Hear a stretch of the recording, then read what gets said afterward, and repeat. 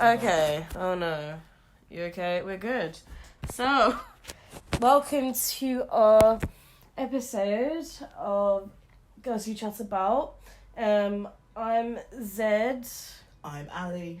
And we are going to talk about mental health. Mental health. Mental health issues with the youth. Mental health. With the youth. Oh, mean. We're discussing mental health issues. It's predominantly Yeah, it's not good that you're mocking me when we're talking about mental health. Don't pronounce it properly. Rude. Mental, There's a whole podcast from a while ago. You couldn't say one word. Mental health issues, particularly that in young people. Yes. And what's been done about it? Because I mean, like we were talking about earlier, when we were in secondary school, there were clearly some. We had quite a few troubled individuals in our classes that. No one's got. I think because we were young ourselves, we didn't really know what to sort of identify. No, we had one girl that always smelled bad, and when you're growing up, it's just smelled pee, and think about that now. That's a safeguarding issue. That should have been picked up. Outside of depression as well, poor hygiene. Yeah, and that went on for years. And she was picked on, which then led into another, which added to the depression. Yeah. She wasn't very popular. She was by herself all the time, so it's just like. And it was just no one.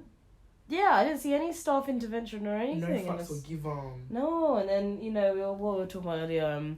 We went to school with quite a few very academic people, and one or two we know a couple that have had mental breakdowns. They're not where we thought they would be at this time in their lives, as bad as it sounds. No, one got sectioned. One was one got forced into a lifestyle that involved being basically arranged marriage, but on some huge scale, and then religion that we didn't know much about, and it led to her having a breakdown because the issues associated with that and her having her mom. It was more. I mean, I don't say it was a cult, but it came across as being a bit of a cult. I don't know. Yeah, I don't know. It's not like any of the mainstream ones. They were called the Moonies or something. Wasn't yeah, they? Something very different. It's just And one man in South Korea arranges everyone's marriages, and they're all interracial marriages, so they could blend all the races. So it sounds like a. And her parents were mixed origin, yeah. So the fact that I think they were matched based on that. Yeah. Which is making me feel away because it's okay, you're only together because of an arranged thing. Yeah. And because of this guy, I'm a product of this weird, not I don't say weirder, but this stranger's vision. That's what made me feel away. Yeah. Because I always wondered, growing up, why all her friends were mixed race. I remember just thinking oh, that's cool. Oh, half Japanese, half this. Oh. How? But then later on, I was like, hang on. Why are they all? Yeah, and it's just this person. I get his view, I get his vision, I do get that, but at the same time, it's so artificial. Yeah, that's what it is. It takes away the warmth. The warmth of marriage. So yeah, we talked about individuals we grew up with and how they, we're in our mid-20s now, mid to late. Speak for yourself. I'm still in my your birthday. I'm still in my mids. For how many days now? I'm still in my mids. For 2 days. When midnight 2 days hits, into your when birthday. midnight hits. Okay, I'm still in my mids. I'm gonna post this after that. So when you hear this, guys, she old. Oh, younger than you, though. You're closer to your You're late. always going to be younger than me. I could be my birthday time, but I'll still be in my mid. Okay, I'll still be wiser. Okay, yeah, mental heath. Come at me, the wiser. Mental heath. I'm gonna find that podcast where you literally couldn't pronounce a word. Okay, mental heath. And three people, including my sister, be like, "What was Alison trying to say?" I don't know. It's one word. It's one syllable. One syllable. Heath. Heath. Mental heath. And where are we? So the reason we picked this subject, we have both worked in provisions with young people, Ali's primary age, me secondary. I worked with a lot of excluded children in my past profession, and your text tone. I'm trying to turn it off. It just confuses me. I'm just someone outside. It's not even my Mex. It's emails. Oh, for God's sake. That's what it is. That's not even important. It's not even important. It's emails. But my last job, I saw quite a regular like timetable, how students were like excluded from mainstream education, majoritively for behavior or being tempted to carry a knife, and others just not being able to access the curriculum, and therefore it led to them, just becoming an issue. The majority definitely had some kind of not learning difficulty, but definitely there was a lot of mental health issues that were not tapped into. Right, I think a lot of them probably have issues regarding anxiety and depression, 100%, because a lot of them, their background was that of either crime or like violence. And I went to this training cluster thing beginning of the year, and I went to one specifying with youth violence, and they were talking about scenarios and stuff like that. And there was one scenario they talked about, which I'm not sure if it was your scenario, but it was true. It was a true story. Basically, was a student at Purus found out that their parent is gonna go away for murder. Oh. And I was just like, is it this one? Is it not? But I'm like, I've heard other someone. That was the most I had to teach the son. His father was going on. I can't say too much about it, but it was hard because the individual wasn't very good at talking anyway. But it came out in drips and drabs later how he felt, and it didn't really sink in for him that his father was capable of that. And I mean, I want to say that about their parents, 100%. And like, that's one of the worst crimes that someone can commit. So yeah, but they were discussing it. Like for example, there's one scenario where there was this one case of, again, true story. It's like, there's this boy, he goes to this school, he's lost 3 friends to gang violence. Wow. He doesn't want to go home, blah blah blah. And then we're just like, he's clearly got some sort of PTSD, because people think it's not like on the battlefield, you're not going to be affected. But you've lost 3 friends, you're in your teens, you've barely entered adulthood, and you've already lost 3 of your friends in a horrific way, unpredictable. You don't know if you're next. Exactly. You don't know who else is next, so of course that's going to affect you. No one wants to talk about it. Scary, because if you don't identify that early enough, that's something that weighs on a young person's shoulders. And then when they hit puberty, when they go into secondary school, get angry. And you get angry and you get exposed, and then you get typecast. You're like, the little angry kid, like, just let him punch a couple of things, like. But I taught a lot of students that genuinely struggled to contain that, and then they felt that frustration. They were just like, I want to punch things, I want to hurt people because I'm hurting inside. And only 1 or 2 were very good at identifying that and just being like, I don't want people to see me this way. But not all of them were able to kind of even be that aware of it. We did a lot of things like boxing for PE lessons, and trampolining was a good one. Just physical exertion that means they're not being violent. But then, saying that, we had one boy who, this is very early on in my job there, bright and hopeful, met all these kids. One boy who had been stabbed, and the person that stabbed him had been arrested, but we were all constantly trying to get him out of the mindset that if he ever sees that person again, he needs to take revenge. We literally worked so hard on him. Then we had this trip, and everyone was just like, he ain't coming, he doesn't come to trips with me. So I was like, please. And then he came on the trip. I was like, success. You can't, and then literally the mentor was like, you can't act like a road man if you're bouncing, you can't look hard if you're on a trampoline. And then a week, if not less than a week later, he gets arrested because the person that arrested him was released and was waiting for him outside of his young offenders meeting. So naturally he was like, well, instead of being a victim again, I'm gonna go for him. So he attacked the individual. So the person who went to your student, he had gone to a young offenders meeting. Yeah, he was on his. And the person who attacked him was there. Shouldn't have been allowed to be anywhere near there, but he was there. Intentionally or intentionally waiting outside. Well, I'm sorry, but you can't. Yeah. I know it's not wrong, but I feel like it's like, so you've done this, but you're still following me. Yeah. Leave me alone. So he was just like, I'm not gonna be a victim. So he went to attack the kid, and then he got arrested. He's still in prison for. But the thing is, murder. The guy wasn't. He shouldn't have. He shouldn't have been allowed. Yeah, exactly. This person's already stabbed me, and he's come back for more. I should just stand there and let myself. And the mad thing is, after he was that boy was hospitalized, he discharged himself, so nobody knew where he was. Some top boy shit. I might rewatch that actually.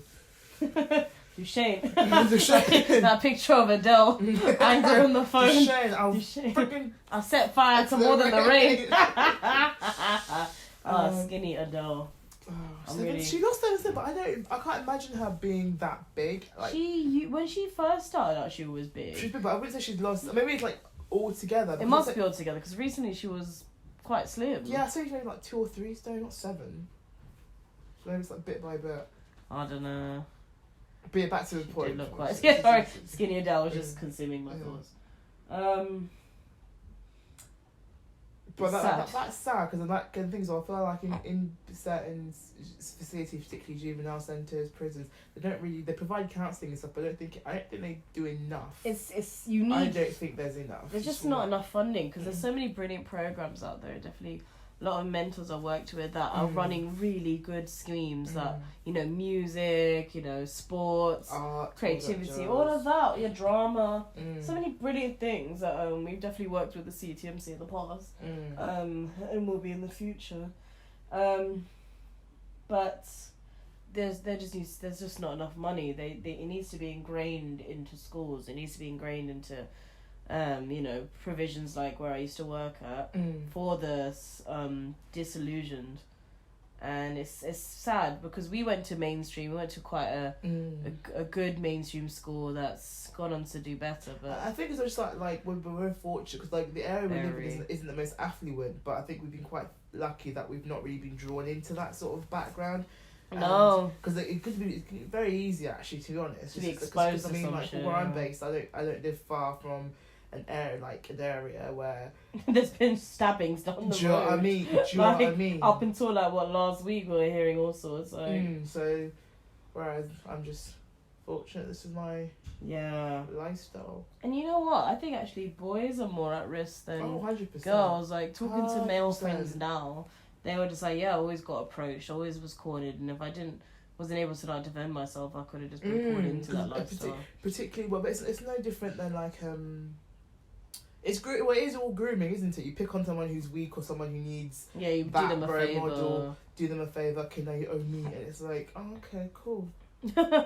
We're not cool, but okay, I'm stuck now. I have been bamboozled. Literally. The new iPhone comes with terms and conditions. Literally, £10. And it's like, when you're young, because I read a documentary I watched about it ages ago, and this guy, he was like a mentor, and he's just like, when you're young, they're giving you £10 here, £10 there. When you're small, that's big money. Like, I laugh at £10 now. I laugh. It goes like candy floss in that pot of water, just disappears. Literally £10 for what? £10.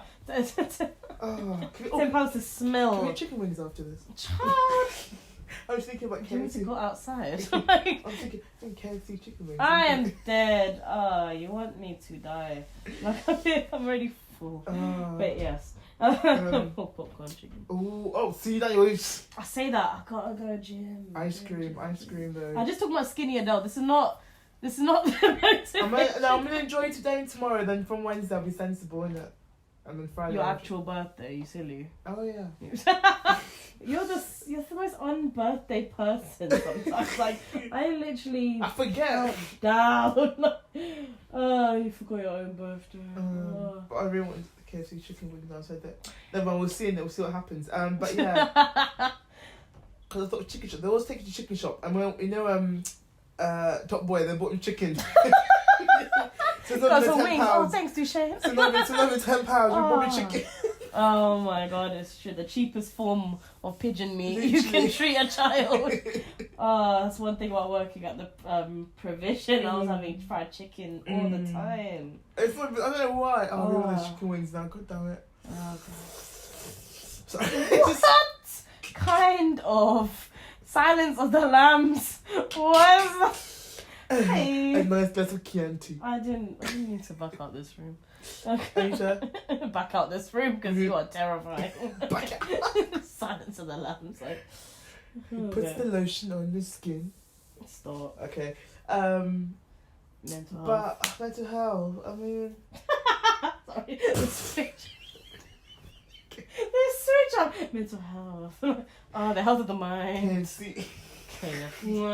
But I think it's one of those things that it's not gonna get better I think there's a straight big away. push for it now. But There it's is. always I feel like it's more reactionary now. It's like reactionary you were saying push about because- Caroline Flack. Because like Caroline Flack, she unfortunately committed suicide, and now there's a big push, support, and it will die down again, and then something will happen, it will happen, and then it will come up again, and then something will happen. Vicious. It's just because like when Robin Williams killed himself, that was that.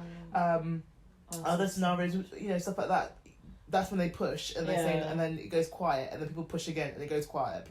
The momentum always drops. You know what I think it is? I think it's people struggle to be empathetic. We came across this before in the previous episode, but for example, like with Robin Williams, I'm just thinking like you're so successful and so many amazing roles, but definitely his role started to die down, and during that time it's very easy for someone to turn around and be like, oh, his career's gone to the dog. That's why that's the reason why it's like it's not a deeper issue, and people make fun of him and stuff like that, like he wasn't that fun, and they don't realise that can push someone to an early grave. That kind of, I mean, he had money still. He had money, but he wasn't happy within himself. Oh, but did you see, that Instagram filter where you get the Disney character and his daughter got the genie? Yeah. I literally was like, no, I didn't know it at all. But I thought that was pretty cool. Yeah. The Robin Williams hit me more because like obviously Mrs. Doubtfire, Flubber, Jumanji, there's so Aladdin, Mrs. Doubtfire. Did you say? Yeah, Mrs. Doubtfire. What else was there? There was the Bicentennial Man. Like there's one called Jack. Jack, the you know that used to make me 10-year-old. Yeah, when he was like a child. He aged 10 times. That's such a stupid film. No, it was sad. How can you say? I used to cry so hard. So dumb. Because when he graduated, he looked like an old man. But like, they only created that role for him because no other thing. No, but he's so good. Like I remember watching it more than once, and afterwards, I tortured myself with that. Your film. son will be 4 times older than what he is. You know what I mean? A middle-aged man can't play out with his kids. Of course he can't. Like, they're so sad. How convenient. Robin Williams fits that role. Stop it. Well, Genie, he kind of freestyled all the time. Yeah, which is great. Yeah. That's really, so that really hit me because he was like someone I'd say like a childhood. Because there's a lot of films that I've watched and stuff like that he was in. So that really is like, oh my gosh, he's like, he's passed, but the way he passed, that got me. Yeah. Caroline Flack situation is sad. We don't know. We don't know too much. We don't know enough yet.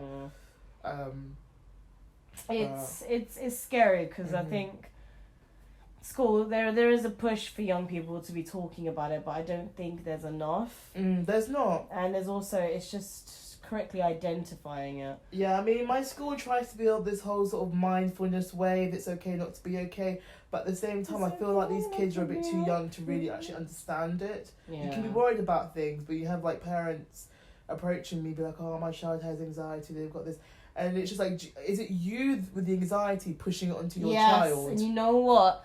Major thing is the parents pushing onto their kids, because it's just like kids build most of their vocabulary from home. their parents. I've got this one child, I won't say too much, but their parent has extreme mental health issues, major anxiety issues, possibly depression as well. Like it's a lot, and now this child, they are very young, and apparently they've got the anxiety, of someone in their late teens, 20s, but this child.